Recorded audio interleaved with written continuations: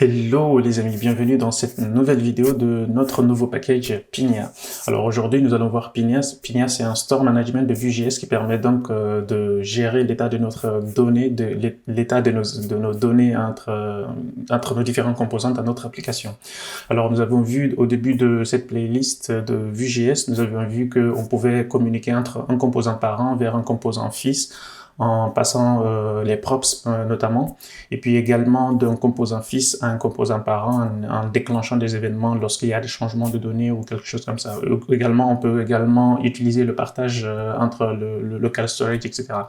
Donc on a vu que cette façon de faire, ça peut être parfois un petit peu limitante au niveau de la productivité lorsqu'on développe une application, et puis parfois il peut arriver que lorsqu'on a une grosse application, qu'on ait besoin de deux composants qui se trouvent de bout en bout, qu'ils puissent communiquer et partager des états et des données. Lorsqu'il y a un changement, par exemple, je veux prendre l'exemple dans site e-commerce, lorsqu'il y a quelqu'un rajoute quelque chose dans un panier, on a un composant qui gère le panier à lui tout seul, et puis la page de produit.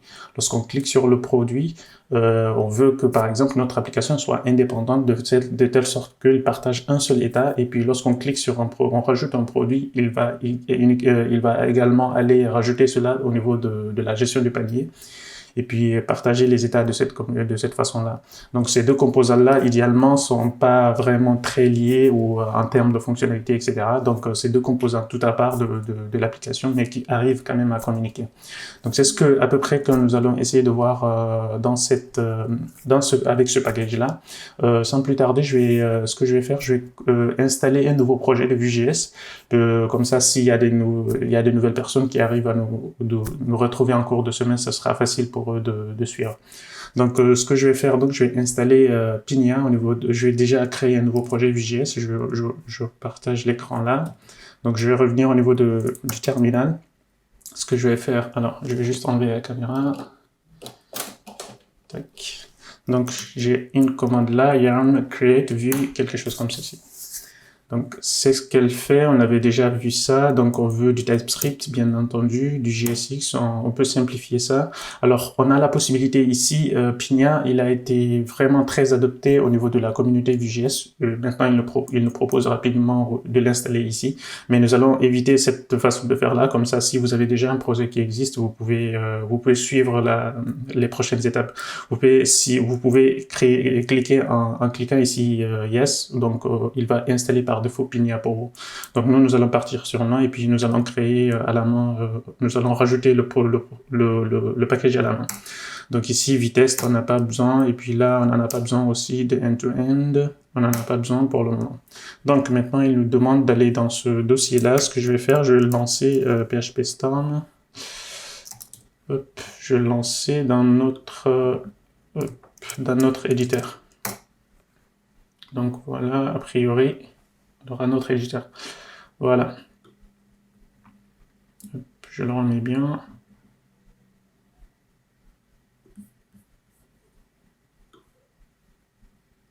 Puis tac, on est bon. Maintenant, ce que je peux faire ici, c'est d'aller au niveau du terminal, installer donc les packages qu'il nous a dit de faire. Yarn install du coup.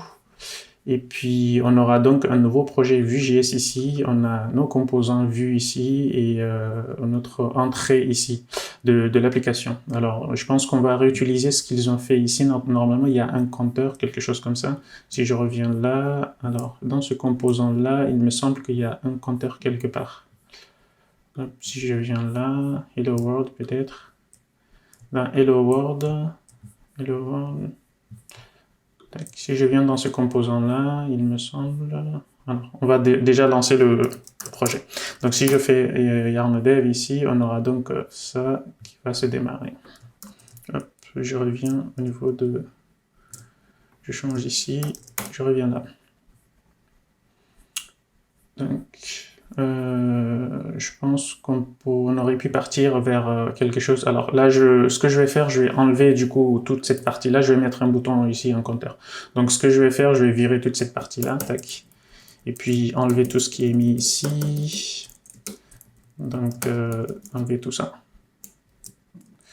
Voilà. Donc, comme on a vu dans les dernières vidéos, donc, on a la possibilité donc de rajouter ici un ref. Donc, ce que je vais créer ici, je vais créer juste un ref ici pour pouvoir, un counter plutôt, un counter égale ref de 0. Donc, il va inférer ici un type de number. Donc, on a la possibilité de faire ça. Et puis ici, je vais faire juste un main, et puis à l'intérieur, faire quelque chose comme ceci. Donc increment. Donc c'est parfait. Alors, ce que je vais faire ici au niveau des styles, je pense que je vais centrer le bouton. Alors, je vais juste faire ça, scoped, le main, text align center, mais je veux qu'il soit un flex, display flex. Display flex, justify content, non.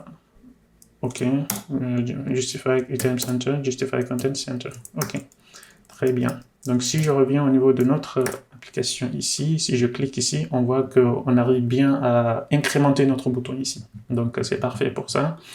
Alors on a la possibilité donc de virer tous les autres composants.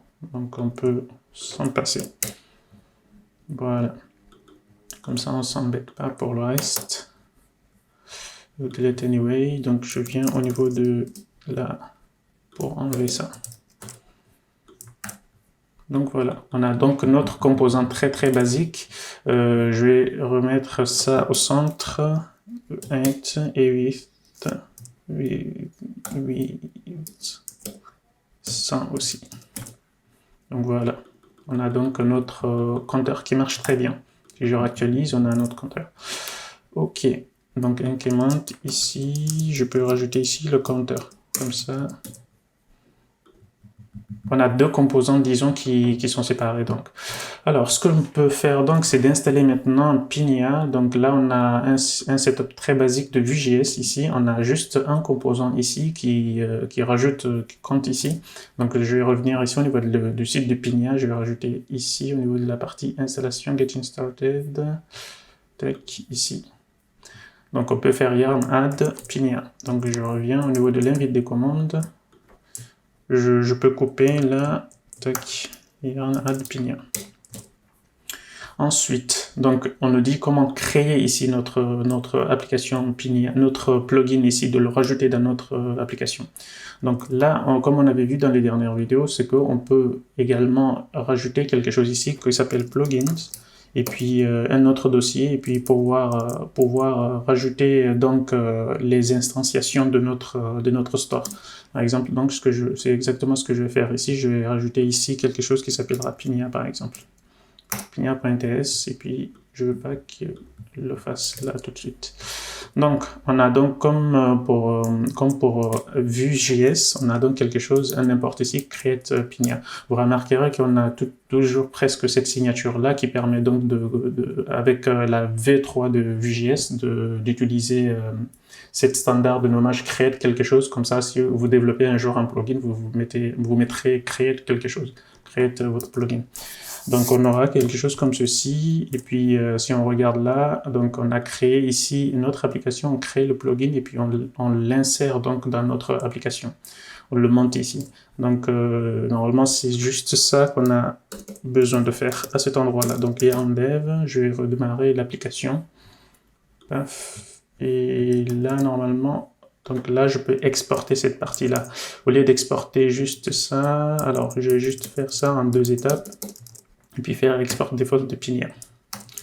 Et voilà, donc si je reviens au niveau de main ici, maintenant je peux sender cette partie-là et puis faire un const de app create. Je crée d'abord l'application, ensuite app mount ici. Je termine par ça. Avant de monter l'application, je veux enregistrer Pinia. Donc je peux faire use de Pinia. Pinia qui vient de notre plugin Pinia ici. Donc, c'est ce qu'on a exporté ici. Donc, à cet endroit-là, vous pouvez mettre des options, etc. Donc, on verra ça plus tard pour le moment. Donc, ici, on a notre application maintenant qui gère ici les stores Pinia. Donc, normalement, on n'a plus rien à faire.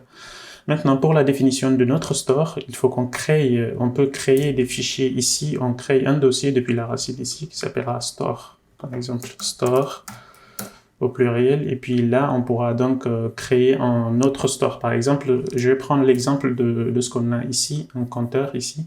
Lorsqu'on clique ici, on a un état ici qui va enregistrer, et puis un autre, disons un autre composant donc qui va prendre cette partie-là et puis communiquer cet état-là à l'autre composant. Donc je vais faire ici counter store par exemple, counter store. Tac. Donc ce que je peux faire, c'est define store. On a une fonction qui s'appelle define store. Si je reviens ici, on a donc l'import ici au niveau de define store. Et puis on aura donc à cet endroit-là en option où il y a plusieurs façons de le faire. On verra dans la prochaine vidéo comment définir correctement notre store. Donc je peux faire ici export s'il faut, export default, export default, directement ça. Alors pour simplifier les choses, on peut avoir donc un état ici, un state. L'option, si je reviens à cet endroit-là, on a plusieurs façons de le faire. On a donc notre state et donc je vais faire quelque chose comme ceci à cet endroit-là. Donc on aura notre counter ici à cet endroit-là. Donc là, c'est parfait pour nous. Et on va se limiter là pour cet exemple. Donc si je reviens au niveau de... Là, on n'en a plus besoin. On n'en a plus besoin ici aussi. Si je reviens donc, au lieu d'utiliser maintenant notre ref ici, parce que supposons que je scinde cette partie-là. Alors, je vais juste plier ça. Supposons que je scinde cette partie-là en deux composants. Il y a une partie qui incrémente et il y a une partie qui affiche.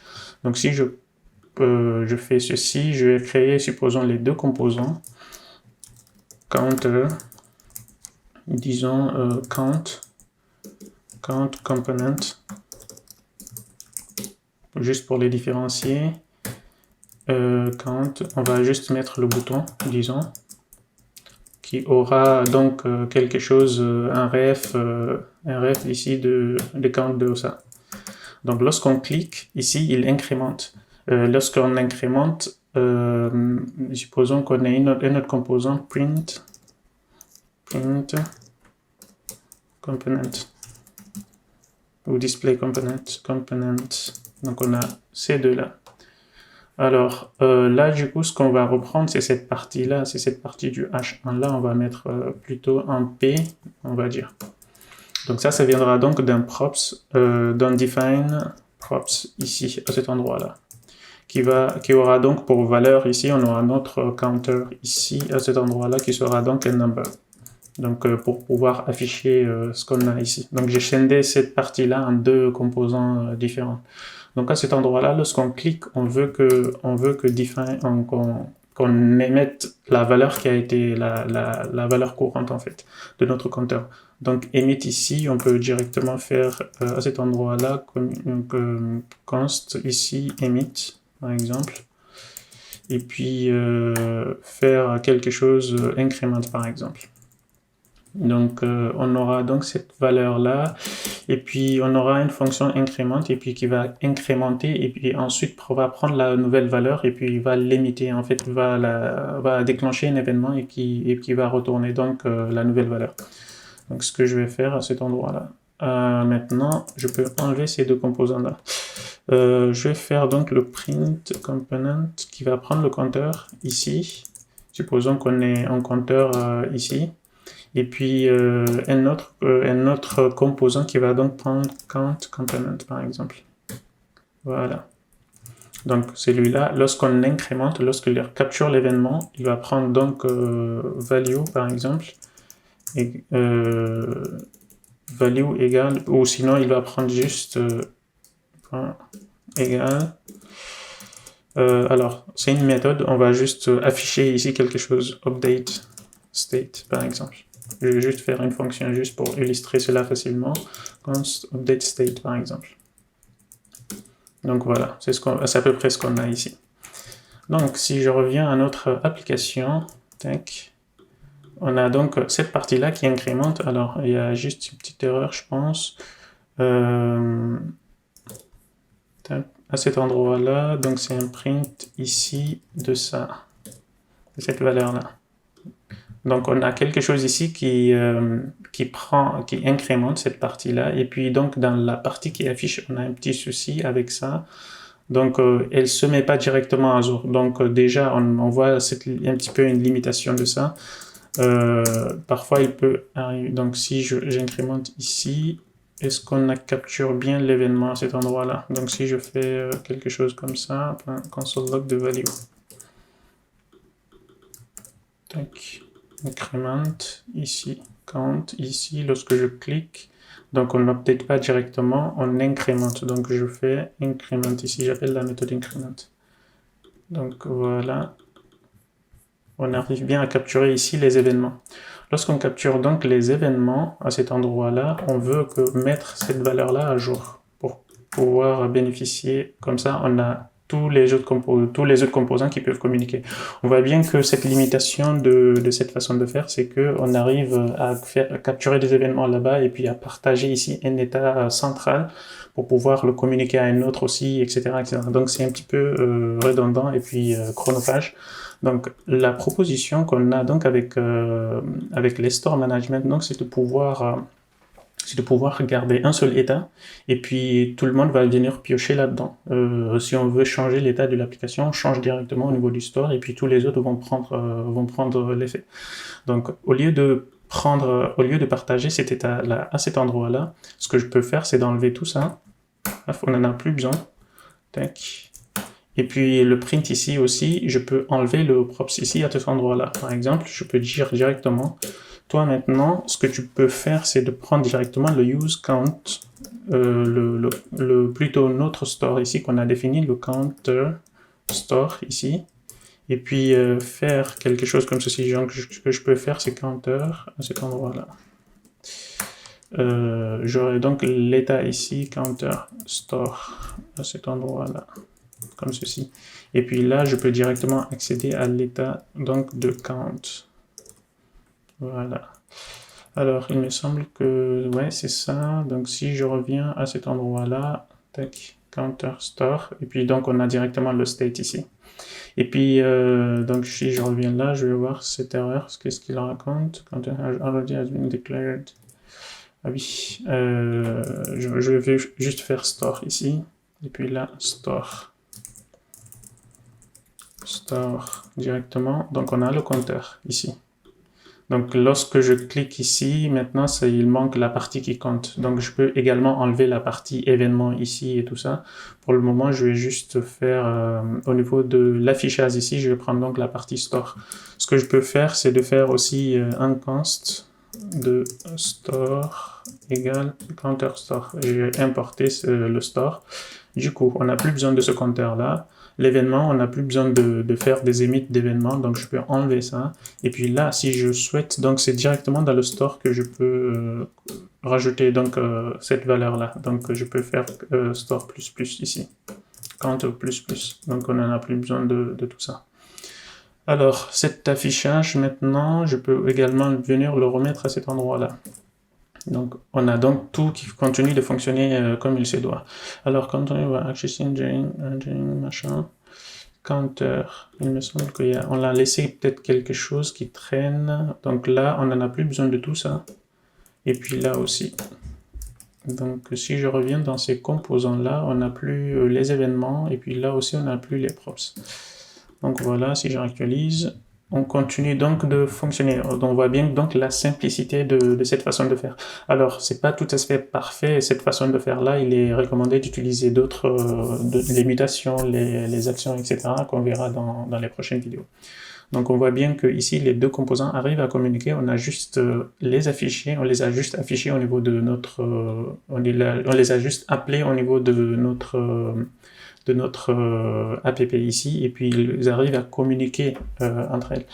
Donc si vous utilisez par exemple, si vous avez une petite application, il vaut mieux utiliser les composables qu'on a vu précédemment, mais si vous avez une grosse application qui commence à se complexifier avec les différents états, etc., des appels d'API ou que vous voulez garder les données en mémoire pour pouvoir éviter les répétitions des appels au niveau de l'API, etc.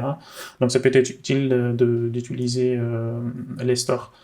Donc je pense qu'on a fait un petit peu le tour. On verra donc la prochaine vidéo comment bien définir les options de notre store ici, comment bien définir les choses et puis utiliser les méthodes correctement. On se retrouve donc la prochaine pour voir les setters, les getters, etc. de notre store. Donc on se retrouve donc à la prochaine. Ciao.